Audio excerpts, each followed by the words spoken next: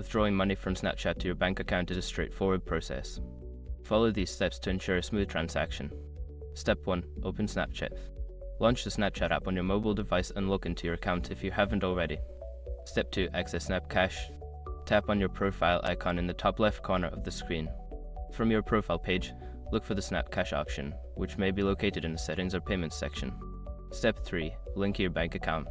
If you haven't linked your bank account yet, you will need to do so. Follow the prompts to enter your bank account details, including your account number and routing number, to ensure a secure connection.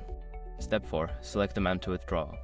Once your bank account is linked, navigate back to the SnapCash section. Choose the amount of money you wish to withdraw from your Snapchat balance. Step 5. Confirm withdrawal. Review the withdrawal details and confirm the transaction. You should receive a notification once the money has been successfully transferred to your bank account.